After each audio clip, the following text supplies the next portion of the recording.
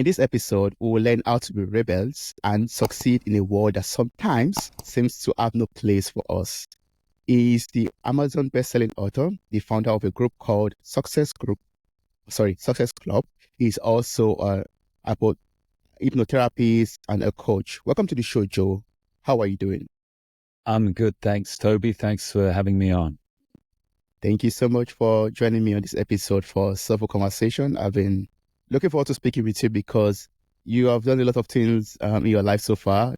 Been a hypnotherapist, been starting your own club, the Success Club, and also being a coach. And you were a tennis coach also in the past. And before all of that, I got to find out also that you dropped out of college at the age of 18.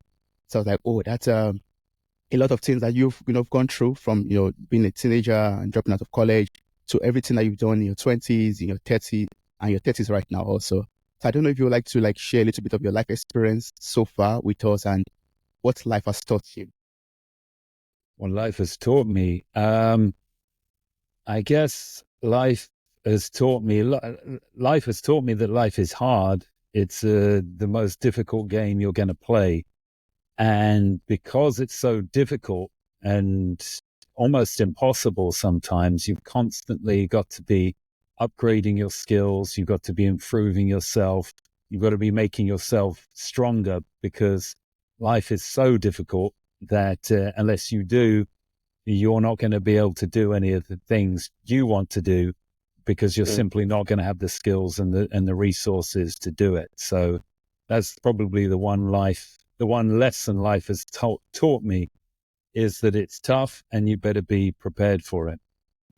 Yeah, we'll have to learn how to survive in this world and, get like you said already, get the weapons that we need to fight the war of life, or get the tools, the skill set that we need to survive in the journey of life, basically. Yeah. And while preparing for this conversation too, I got to know that, from your experience, you had to deal with the feeling that you would always have to work towards something and never actually leave. And that's what you said right now when you talk about what life has taught you. How have you been able to deal with this feeling, the feeling of, always chasing something, always going after something? Oh, right. So I was fed up with the fact that I was always chasing the prize. I was told at school, you got to work hard so you get to university. At university, you got to work hard to get a degree. You want a degree because you can then get a good job, a well-paid job. But then when you get a well-paid job, you have to chase promotion. So I just thought that if you live this conventional life, you're constantly chasing. You're never actually living in the moment, and maybe not even enjoying your life, maybe not enjoying the moment. So you're never a realized person. You're always chasing some far off objective. So I said to myself at the age of 18, I don't want to play that game anymore. I don't want to keep chasing and never actually getting to live. So I decided to play by my own rules, create my own rules. And that is not as easy as it sounds, because if you do that, you've got to upgrade yourself. You've got to develop your own skills. You've got to be able to be strong enough and skillful enough to make money by yourself without having to rely on an organization or a company. And that's not always easy. But the benefit to that is that you do become your own boss. You become the captain of your own ship, and you get to live and enjoy your life in the moment, even though it's a difficult quest. It's a difficult journey to be able to do that. Yeah. I mean, from a lot of friends that, on this journey, this entrepreneurial journey, I've got to, learn that also, that it's not all roses all the time. But sometimes, I'm always like, oh, I work 9 to 5. I do the 9 to 5 job. And I'm like, okay, I get to go to work and, it's strenuous sometimes. You have to meet some demands, like you said, always chasing the price, chasing the goal. But I look at my friends, I'm like, oh, it's so chill for you. You wake up and do things at your own times, on your own pace, and you make your money, and you even make even much more money. And they're like, no. Sometimes you don't even make anything. Sometimes you make losses. Sometimes you have to battle with that, challenge. But all in all, it's a wonderful experience for them. Even for me myself, like, working by the side also on some entrepreneurial journeys and stuff. It's a I would say it takes a bit of courage, a bit of strength to be able to go on that, yeah, on that journey. But one thing I would like to ask, I would like to, backtrack a little bit to when you were 18 and you decided to drop out of college or the university. Did you face any resistance, maybe from your parents, from society, saying, "Oh, you must be a rebel, not to follow the norms of the society of the world. You're supposed to go to school and then, get your certificate, get a job, get married, have children, and die." Yeah. So I faced a lot of resistance throughout the journey, but not in that precise moment, because I thought I was studying history and politics, and I left and I thought that, oh, the reason I'm not enjoying it because of the history. I just want to study politics because I thought at the time I wanted to become a politician. So the plan was to go back to university the year later and just study politics. So I didn't get too much resistance because I went back. I did actually go back to university and study politics. So I didn't experience my resistance then. I experienced it after I went back to university and finished my course. And then I left. And then I said, look, I'm not going to follow a conventional career. I'm not going to become a lawyer. Both my parents were lawyers. I'm not going to go work in a corporation. I'm not going to become an accountant. I'm not going to do any of these mainstream careers because none of them inspire me. I'm not interested in any of them. I'm going to find my own path. And my own path meant becoming a self-help author. But before I did that, I became a tennis coach and then I became a hypnotherapist. Now, at that point, I encountered a lot of resistance such as, oh, you're never going to make enough money to support yourself. You can never become a successful author because people don't make any money being authors. The chances of getting a publishing deal are so minimal, it's not even worth trying. So I had a lot of people saying to me that it wasn't possible, that I should just use my degree to get a conventional career. But it's something I decided not to do. I didn't cave into that pressure because I was certain that I would be completely uninspired doing it. I'd had 3 years at university, bored and not enjoying myself. I didn't then go and want to have a career for 40 years being bored and not enjoying myself. Didn't matter how much money you were going to pay me. Every single day I'd have to be doing something that was boring or stressful or uninspiring. And I thought no amount of money was worth me doing that. So that's why I decided to make the journey I made. Yeah, that's awesome. I mean, that's already giving me a very good segue to my next question. And that happens to be, your book, the Rebel Code. When you explain this right now to me, I just had this reflection in my head saying, a lot of people might have said, you are living life in your own terms, basically, and disobeying the laws and the set rules, and that makes you very rebellious. So, and your book challenges us to live authentically and stay true to ourselves. And from what you said earlier, and that's why I'm going to ask you about your book right now. From what you said earlier, you understood who you are, your personality, and you know that a 9 to 5 is not what you want to do. Being a lawyer, being an engineer, working in an office for someone else is not who you are. And that's why you decided, to become an entrepreneur. And that's being authentic to yourself. So why would before I ask you about your book, I would like to say, why do you think the world needs more people like you, more people that are rebellious, more people that are rebels, that don't want to follow the norms of the world? Because otherwise society and life, it just stagnates. It's just everybody following the status quo, not questioning anything, not coming up with any new innovation. Innovation comes through rebels. Rebels can be a wide collection of people. It's not just outlaws or people who disobey the law. That's not the kind of rebellion I'm promoting. The kind of rebellion I'm promoting is asking questions. So you may work within a company and you may be asking the question, well, why are we always doing it this way? Can't we do it another way? Can't I create a new product? Why are we always selling the same product? We're selling the same product, but in 10 years' time, unless we innovate, nobody's going to be interested in this. So we've got to challenge the existing way of doing things and come up with something better and new. And that's why rebels are so needed, because Most people are followers. They're not going to do that because they're worried that they're going to jeopardize their security. If they stand up to their boss, or if they stand up to society and say, we shouldn't be doing it this way, they fear the repercussions of doing that. They worry that it's going to affect their security and they're going to come to harm. So they're never going to say anything. The leaders aren't going to say anything because the leaders are benefiting from the way that the system is. They want things to continue because they're in positions of power. They tend to be wealthy. So they're not going to say, right, we need to change things, because if doing so would jeopardize their position. So that just leaves the 5% of people who are rebels to come along and say, no, we need to do things differently. And if they are successful, everyone then benefits. So the followers and the leaders benefit because we make a paradigm shift into a new way of doing things, which benefits everyone. So it falls on the leader's shoulders. It's a big responsibility and it's a daunting task, but they have to do it because without that, humanity just stagnates. I use examples, even if you want to go back thousands of years, millenniums, Jesus was a rebel. He came along and said, stop worshipping 20 different gods. There's only one God. And if you don't follow him, then that's incorrect. So he was rebellious. I'm not a Christian. I'm just using him as an example of somebody who rebelled against the spiritual stagnation that was happening 2,000 years ago.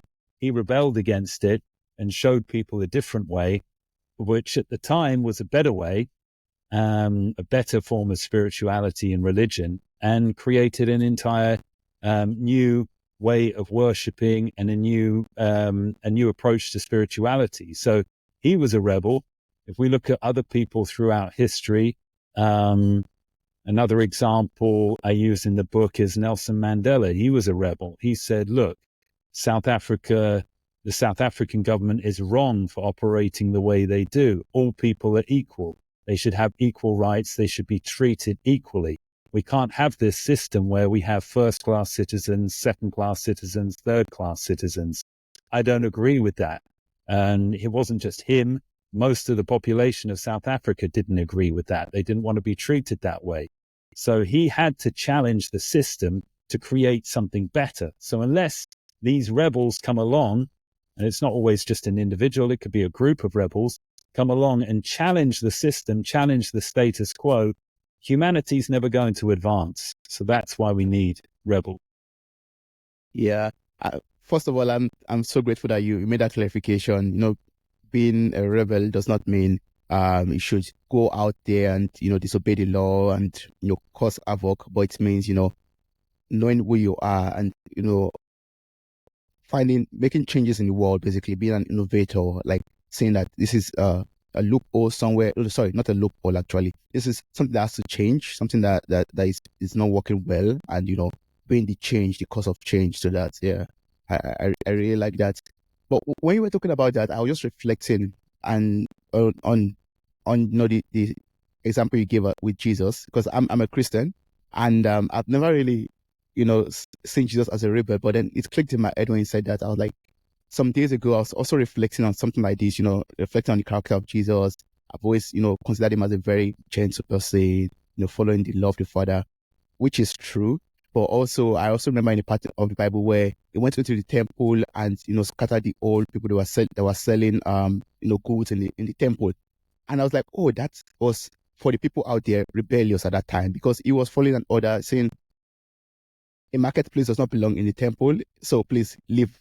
That's what a rebel would do, basically, in that example also. Yeah. So Exactly, yeah. Yeah. So, so for someone out there who, for example, is saying the reasons for things to change and wants to take action, but feels a bit confined because of, the majority and, people around or society not supporting that movement, how would you advise such a person? Well, that's what the book is for. The book, The Rebel Code, has 12 steps to succeed in a world where you feel you don't fit in. So the 12 steps basically take you through the process Number one, I'll go through them each as quickly as I can. I'll be as brief as possible. Number one is create your own world, but don't get lost in it. Now, number one is basically telling you as a rebel, you're going to be far better if you create, you're going to be far happier and more fulfilled if you create your own world rather than adapting yourself to the followers and the leaders' world. You're just going to be very unsatisfied and unhappy if you spend your life trying to fit a square peg into a round hole, is effectively what you are as a rebel. So you have to seek to change the world to meet your wishes rather than you adapting to the world. And this is a difficult task. So that's the ultimate objective of a rebel. The following 11 steps are to help you create and thrive in your own world. Step 2 is make major decisions based on your heart rather than your head. So I make the point that rebels listen to their heart, leaders and followers, they make decisions based on what makes sense. Rebels do what feels right. And the reason you have to listen to your feelings and your conscience is because that's the only way you're going to get the necessary guidance to do the right thing for you. Number 3 is work on your own terms. I think it's a rebel is going to be far happier if they are working on their own terms. And generally that means being self-employed rather than having to work according to a rigid system of being somewhere 9 o'clock every morning. You can't leave until 6 o'clock. You have to work 48 weeks per year, and all these other restrictions. I realized I'm going to spend a long time, Toby, if I break down each one of these steps. But I'll give you a quick summary. There's steps for financial freedom. There's steps for philosophy. A rebel has to follow a certain philosophy. One of those is never retire. Another one of them is break the rules. When I say break the rules, I don't mean break the law, but I mean break the rules, break the conventional way of doing things. Other parts of the book talk about how the best way for you to work, which is I just covered. Some of them relate to relationships as well. There are certain rules for following relationships. I advise a rebel to be very careful about who they marry. Step 7 or 8 is don't get married unless you're absolutely unequivocally certain it's going to work. Because if your marriage fails, and 42% of marriages in Western countries do fail, then you're in for a lot of punishment and pain and a very difficult time. So choose your partner wisely. Another one of the steps is avoid medication for mental health, or avoid medication for mental health if you can. I know in some cases it's unavoidable, but think carefully about it. And I use the example of the author Jordan Peterson, who wrote 12 Rules for Life, and his follow-up book, Beyond Order. He talks about his own battle with mental illnesses, and he talks about his addiction to benzodiazepines and the hell he went through trying to come off them. Now, in our society today, a lot of people are experiencing depression, anxiety, and other mental illnesses. People's struggles are very real. Their illnesses are very real. But I suggest to people, especially rebels, don't just go and seek medication straight away as the first thing you do, because that's the thing we're told to do. Because once you start using medication, a lot of people experience side effects, and then a lot of people experience withdrawal symptoms. I think it's nearly 60% of people who start taking medication are going to have mental health medication, are going to have to deal with one of those issues. So I suggest an alternative to that. It's about building your life around connection, meaning, and freedom. And if you can do that, you may not need mental health medication. Anyway, I don't want to spend the whole time talking about that. I think you get the picture. The steps for every rebel to follow are far-reaching. They involve your finances, they involve your work, they involve your mental health, and they also involve a philosophy and way of living. Finally, they involve your relationships as well. So any rebel who wants to know how to do it, if you buy the book, I know I've just given you a very brief insight, but the book goes into far greater detail. Yeah. I'm going to place the link to your website in the show note of this episode. There you find further information about how to get the book and your other book too that we might not touch on in this podcast conversation. Yeah. And I believe anyone who is interested in this could learn a lot from this. Well, you touched the point that I won't let go until we talk a little bit about it, and that's mental health. And when you connect that to a rebel, and you talked about relationship too. You talked about connection, finding meaning, and finding freedom.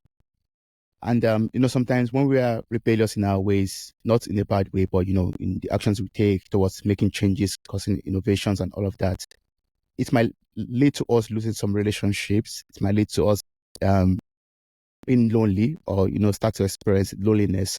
So how do we prevent that? How do we prevent loneliness? How do we ensure that we stay connected to people, or build connections with people around us? And also, so many questions in one. And also prevent mental health issues that could come up from a lot of resistance and a lot of conflicts when you're being a rebellious person. Yeah, I think the first thing to understand, if you are a rebel or you have rebellious traits, then you are more open to the potential of your mental health suffering, because it can be a lonely journey. There's no way around that. I just offer a solution. I think it's step 7, about making time for other people. Now, this may sound very basic, but the super busy lives we live now, it becomes all too easy just to focus on yourself and what you're doing. So I say that you actively have to plan time and schedule time that you're going to spend with your family, with your friends, with your girlfriend, your boyfriend, if you're a woman, whatever it might be. You have to make a point of scheduling it, because it's so easy just to focus on your main priorities, which can end up being your work, that all of that falls to the side. So I'm a very driven person, and I have goals, and I have a very meaningful quest that I'm working on. So it's very easy for me to just put all of my attention into my writing. So I have to just make sure that I stop sometimes and make time to go and see my nephew and niece. Definitely make time to spend with my girlfriend, at the cost of my project. I could become obsessed. Well, I am obsessed with my project, but I could become even more obsessed with my project. But I have to be careful. I have to monitor myself that I don't do that, because if you don't have that connection, then there can be trouble. And I make a point that, you can follow some podcasts, entrepreneurial podcasts and YouTube channels. There's a guy out there called Patrick Bet David. He has Valuetainment. I don't know whether you've heard of Valuetainment. It's a popular YouTube channel. It's got something like 5 or 6 million subscribers. And in one video he made about becoming a millionaire, he says that you have to work 80 hours a week. And he may not be wrong in that sometimes you have to pour all of your time into it. But if you do that, you don't have time for anybody else. And I say that's not ultimately a healthy way to live. And if it's going to take you a little longer, well, that's fine. It's just going to take you a little longer. You shouldn't sacrifice your mental health or your relationships to this idea that you've got to work 80 or 100 hours a week to be successful on your entrepreneurial journey. I don't do that. And I've accepted the fact it's going to take me a little bit longer. So I would advise people who want to manage their mental health, yet still be entrepreneurs and rebels, just be careful. You can get too overwhelmed, too obsessed with what you're doing. So always take time out for other people. Yeah, that's very valid. Always take time out for other people, and also for yourself too. Sometimes you just have to take a break and connect back with yourself, with your mental health. Yeah. Just close your eyes sometimes and just don't think about the project or think about your work. I think it's very difficult, but I think sometimes very, very important also for us to do. Yeah. So, just a tip from you, because you said earlier right now that, you have a lot of goals to achieve, and there are a lot of, you're very goal driven also. So I'd like to learn from your life personally. how do you achieve your goals? What do you do? What habits do you have to cultivate or start in order to ensure that you hit those milestones, you achieve your goals, and become who you are successful? I set goals at the start of every year, and they can be a goal for the entire year, or it can be a goal I have to meet each month. So first of all, I'd say write your goals down. That's an important thing. Have a way of monitoring them. I do it in the journal, and I tick off when I'm on track with my goals. I tick off the amount of work I do each day on my project because I have a goal of doing a certain amount of writing or promoting of my books per week. So every day I tick off that 2 hours, 45 minutes is what I've got to do. If I don't complete it on one day, then I've got to make sure I do it another day. And I do other work as well. So I do tennis coaching, I do hypnotherapy. Otherwise, it'd be a lot more time than that. But that's what I've got to do, and I tick that off. So I think monitoring it, keeping track of it is a great way of achieving your goals. Also, don't set yourself too crazy goals. We always want to be ambitious, and we always want to say, right, by this time next year, I will be seeing, let's say you're a coach and I want 10 clients a week. I'll be seeing 10 clients a week next year. Okay, well, ask yourself, how many are you seeing at the moment? And you answer, well, one client a week. Or I'd say, well, what in your past makes you think you're going to be able to see 10 clients a week? Why not just go for 2 clients a week? Every week next year, you're going to have 2 clients a week. So set goals which you can actually achieve. Yes, you want your goals to stretch you, but at the same time, don't make them just fantasy goals. Make them goals that something in your past performance has indicated you might be able to achieve it, and go from there. Because guess what? If you get 2 clients a week next year, the year after that, it's realistic to say you can get 4 clients a week. Then the year after that, 8 clients a week. And after a while, it's not long before you've built a thriving coaching business just by having these goals and making sure that you could actually achieve them. So 2 points. Number 1, monitor your goals and write them down. Don't just write them down and leave them. Monitor that you're actually taking the steps necessary to achieve them. Tick that off.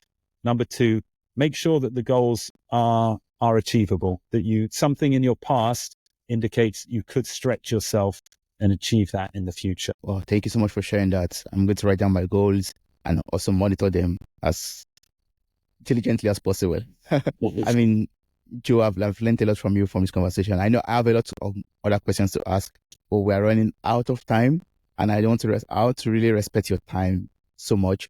So I would just ask you, I mean, for anyone out there who would like to work with you, maybe, ask more questions that we're not even able to cover in this conversation, what's the best way to connect with you? What's the best way to work with you? Probably visit my website, which is escapethesystemnow.com. There's a contact form there. You can get in touch with me that way. Or I use Instagram. It's Escape the System 19 on Instagram. Let me check that. You could follow me there, get in touch with me there, and I'll always respond. I love hearing to people, because this is this is personal to me. I know how difficult it is as a rebel when you're trying to forge your own journey. So if somebody likes my work, you like this podcast, you like my books, then I'm automatically on your side. I'm automatically going to try and do what I can to help you. And you mentioned Success Club actually as well. And that's something which is affordable monthly coaching, group coaching for entrepreneurs, creators, artists, to have a connected network of people doing similar things who support each other. And I also give presentations to give you the insights and knowledge to help you succeed. So come along to Success Club, connect with me through my website or get at me through Instagram. And that way we can have a dialogue, or I can direct you in whatever way may be able to help the next step on your journey. Awesome. Thank you so much. The link to your website one more time will be in the show notes of this episode. So I encourage anyone out there who is interested to click on it, copy the link, and also, get the book. Also, it's available on Amazon. And there are also lovely reviews about the book available there on Amazon for you to read, to check out. Thank you so much, Joe. I really appreciate everything I've learned from you. It has been a pleasure speaking with you. Yeah. Yes, I got the link. Thank you so much. I forgot to mention that. Thank you so much for that wonderful gift. For someone like me who loves to consume a lot of content like this, that's a very big gift. And I believe everyone out there also who listens to this podcast will grab the opportunity. Thank you so much, Joe. That's awesome. Thank you.